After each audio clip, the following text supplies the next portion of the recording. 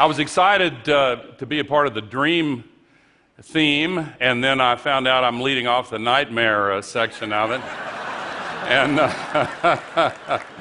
And certainly there are things about the climate crisis that qualify, and I have some bad news, but I have a lot more good news. I'm going to propose 3 questions, and the answer to the first one necessarily involves a little bad news, but hang on, because the answers to the second and third questions really are very positive. So the first question is, do we really have to change? And of course, the Apollo mission, among other things, changed the environmental movement, really launched the modern environmental movement. 18 months after this Earthrise picture was first seen on Earth, the first Earth Day was organized, and we learned a lot about ourselves looking back at our planet from space. And one of the things that we learned confirmed what the scientists have long told us. One of the most essential facts about the climate crisis has to do with the sky. As this picture illustrates, the sky is not the vast and limitless expanse it appears when we look up from the ground. It is a very thin shell of atmosphere surrounding the planet. That right now is the open sewer for our industrial civilization as it's currently organized. We are spewing 110 million tons of heat-trapping global warming pollution into it every 24 hours. Free of charge, go ahead. And there are many sources of the greenhouse gases. I'm certainly not going to go through them all. I'm going to focus on the main one, but agriculture is involved, diet is involved, population is involved, management of forests, transportation, the oceans, the melting of the permafrost. But I'm going to focus on the heart of the problem, which is the fact that we still rely on dirty carbon-based fuels for 85% of all the energy that our world burns every year. And you can see from this image that after World War II, the emission rates started really accelerating. And the accumulated amount of man-made global warming pollution that is up in the atmosphere now traps as much extra heat energy as would be released by 400,000 Hiroshima-class atomic bombs exploding every 24 hours, 365 days a year. Fact-checked over and over again, conservative, it's the truth. Now, it's a big planet, but that is a lot of energy, particularly when you multiply it 400,000 times per day. And all that extra heat energy is heating up the atmosphere, the whole Earth system. Let's look at the atmosphere. This is a depiction of what we used to think of as the normal distribution of temperatures. The white represent normal temperature days, 1951 to 1980, arbitrarily chosen.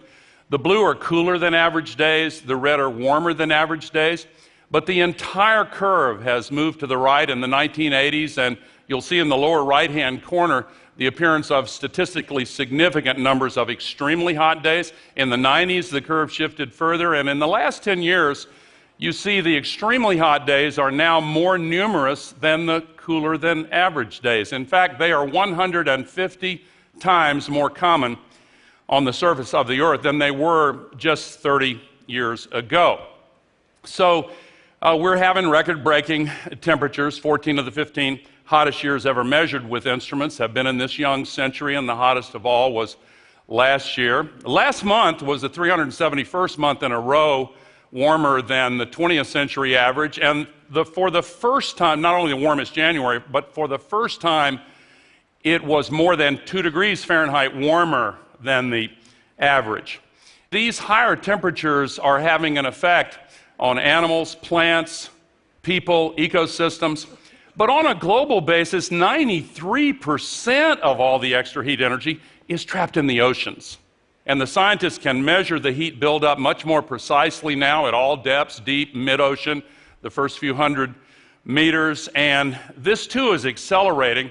It goes back more than a century, and more than half of the increase has been in the last 19 years.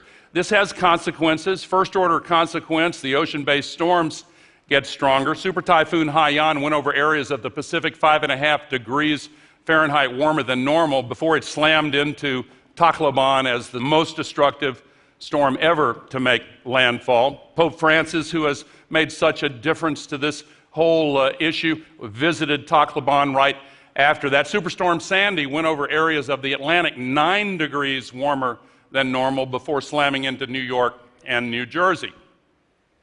The second order consequences are affecting all of us right now. The warmer oceans are evaporating much more water vapor into the skies.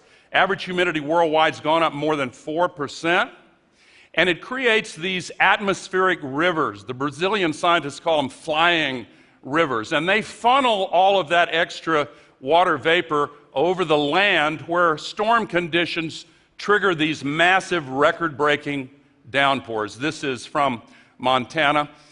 Take a look at this storm last August as it moves over Tucson, Arizona. It literally splashes off the city.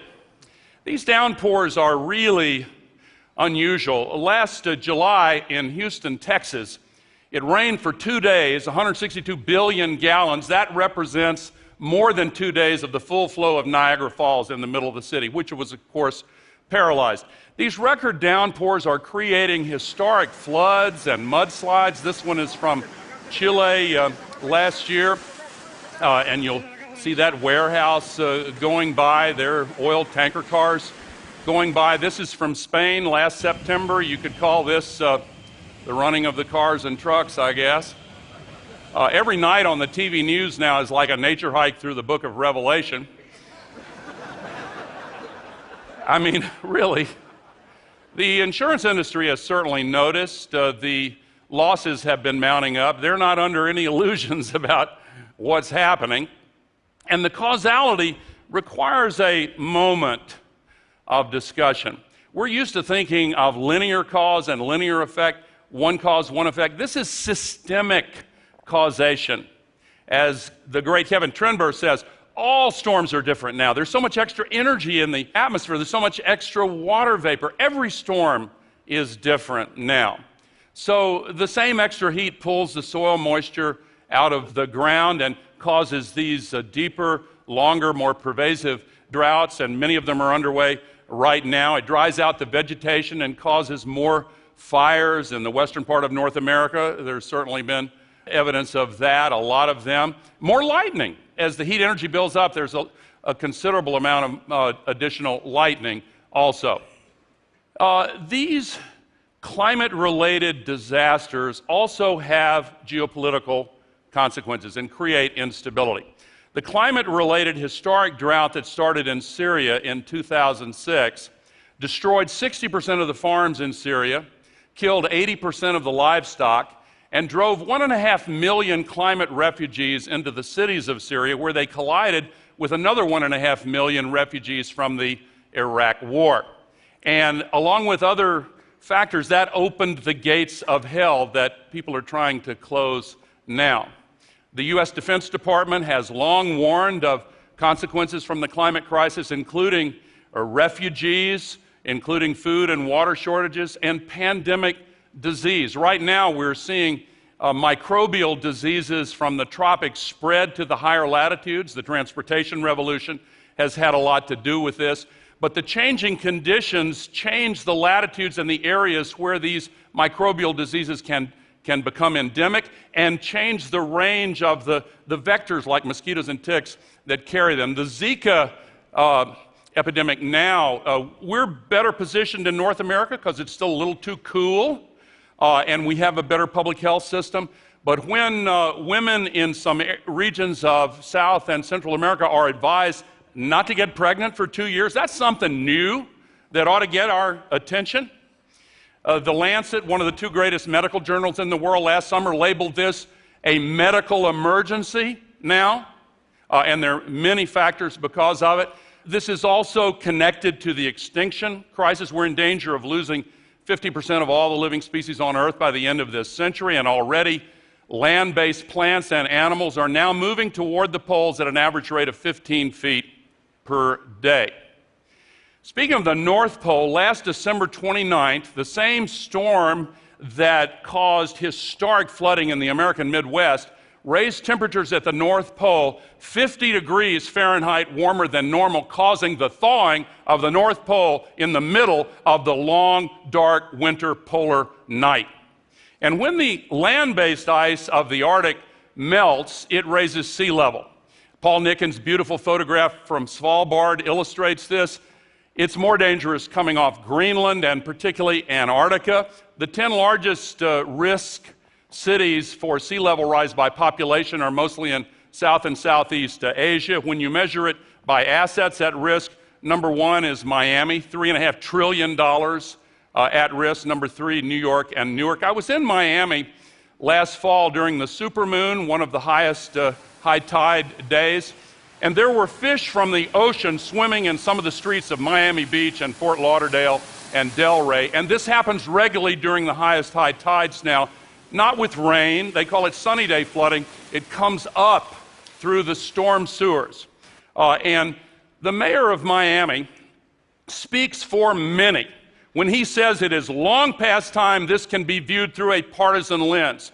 This is a crisis that's getting worse day by day. We have to move beyond partisanship. And I want to take a moment to honor these House Republicans who had the courage last fall to step out and take a political risk by telling the truth about the climate crisis. So, the cost of the climate crisis is mounting up.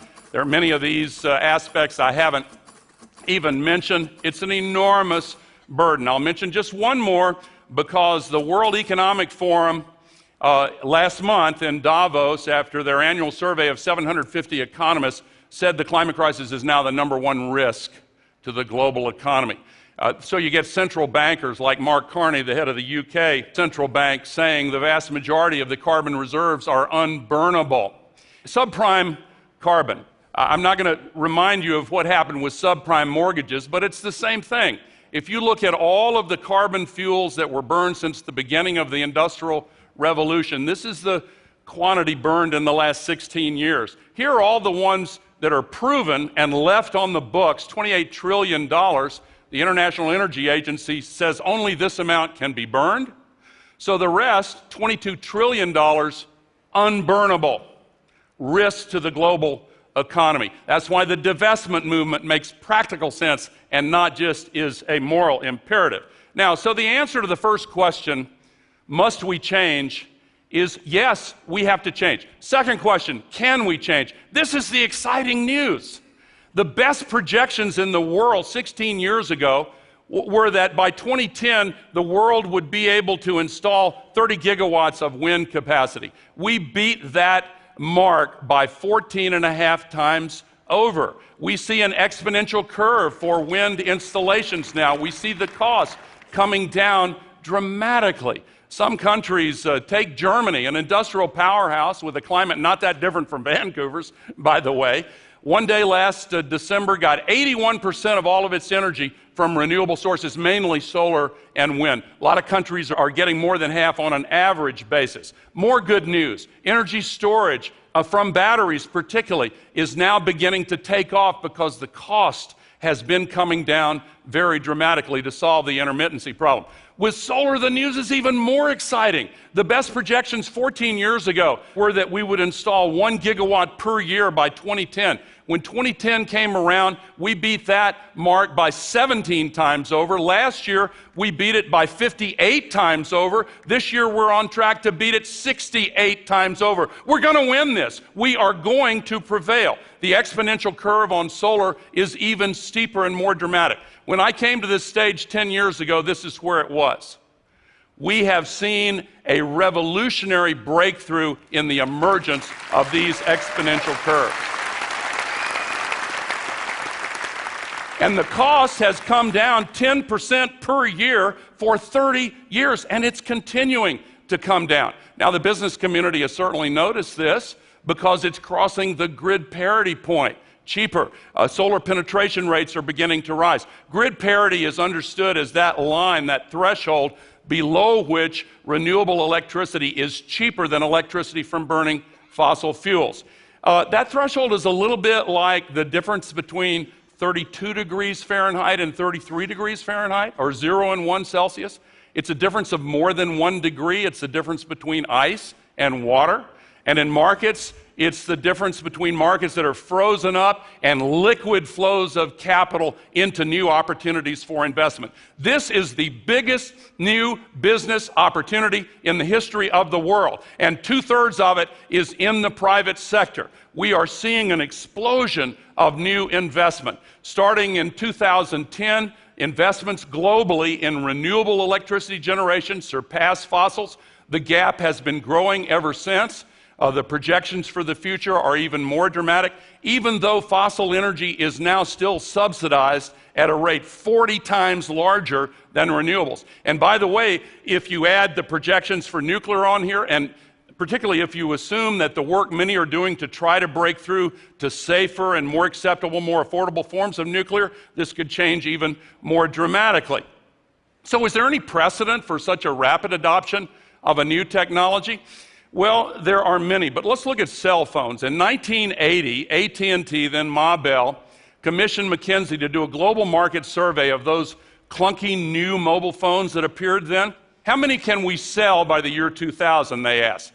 McKinsey came back and said 900,000. And sure enough, when the year 2000 arrived, they did sell 900,000 in the first 3 days. And for the balance of the year, they sold 120 times more. And now there are more cell connections than there are people in the world. So why were they not only wrong, but way wrong? I've asked that question myself. Why? And I think the answer is in 3 parts. First, the cost came down much faster than anybody expected, even as the quality went up. And low-income countries, places that did not have a landline grid, they leapfrogged to the new technology. The big expansion has been in the developing countries. So what about the electricity grids in the developing world? Well, not so hot. And in many areas, they don't exist. There are more people without any electricity at all in India than the entire population of the United States of America. So now we're getting this: solar panels on grass huts and new business models that make it affordable. Muhammad Yunus financed this one in Bangladesh with microcredit. This is a village market. Bangladesh is now the fastest deploying country in the world, 2 systems per minute on average, night and day. And we have all we need. Enough energy from the sun comes to the earth every hour to supply the full world's energy needs for an entire year. It's actually a little bit less than an hour. So the answer to the second question, can we change, is clearly yes. And it's an ever firmer yes. Now, so last question. Will we change?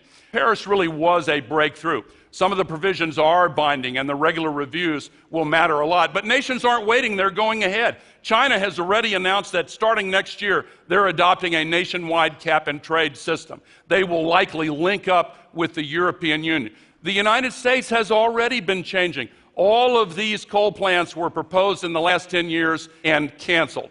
All of these existing coal plants were retired. All of these coal plants have had their retirement announced. All of them canceled.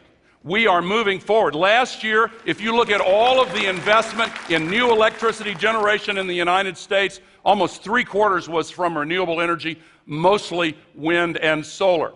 We are solving this crisis. The only question is, how long will it take to get there? So it matters that a lot of people are organizing to insist on this change now. Almost 400,000 people marched in New York City before the UN special session on this. Many thousands, tens of thousands marched in cities around the world. And so I am extremely optimistic. As I said before, we are going to win this. I'll finish with this story. When I was 13 years old, I heard that proposal by President Kennedy to land a person on the moon and bring him back safely in 10 years. And I heard adults of that day and time say, that's reckless, expensive, may well fail. But 8 years and 2 months later, in the moment that Neil Armstrong set foot on the moon, there was a great cheer that went up in NASA's Mission Control in Houston. Here's a little-known fact about that. The average age of the systems engineers, the controllers in the room that day, was 26, which means, among other things, their age when they heard that challenge was 18. We now have a moral challenge that is in the tradition of others that we have faced. One of the greatest poets of the last century in the U.S., Wallace Stevens, wrote a line that has stayed with me: after the final no, there comes a yes. And on that yes, the future world depends. When the abolitionists started their movement, they met with no after no after no, and then came a yes. The women's suffrage and women's rights movement met endless no's until finally there was a yes. The civil rights movement, the movement against apartheid, and more recently the movement for gay and lesbian rights here in the United States and elsewhere.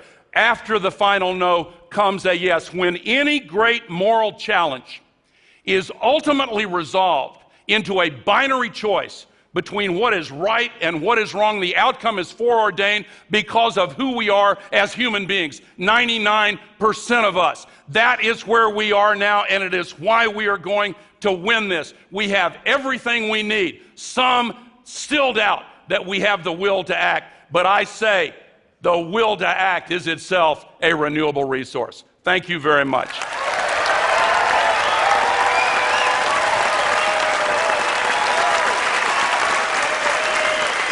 Thank you. Thank you. Thank you very much. Al. Thank you. Man.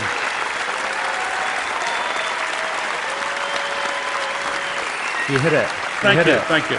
So, thank you.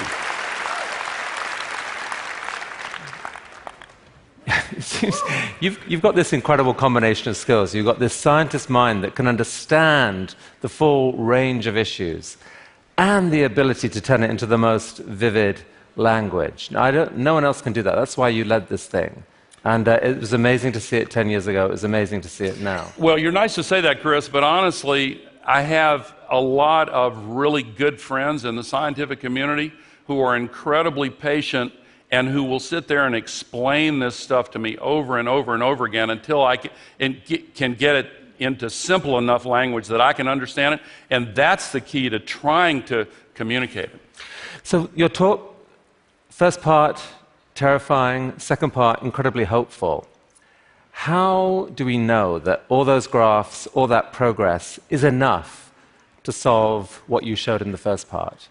Well, I think that the crossing I've only been in the business world for 15 years, but one of the things I've learned is that apparently it matters if a new product or service is more expensive than the incumbent or cheaper than.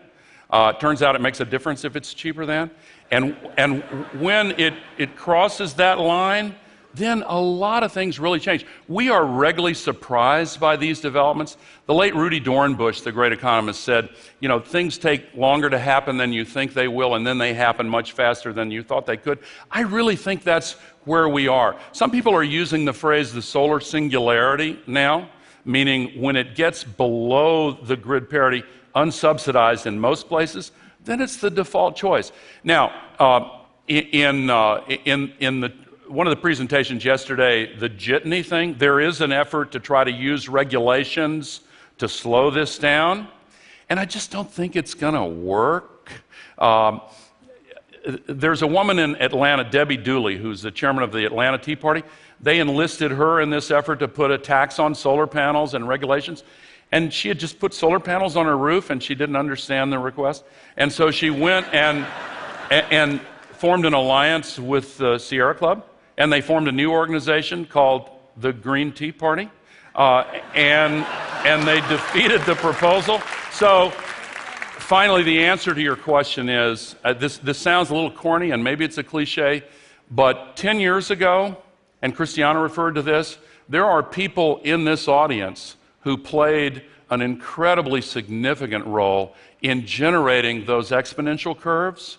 And it didn't work out economically for some of them, but it kick-started this global revolution. And what people in this audience do now, with the knowledge that we are going to win this, but it matters a lot how fast we win it.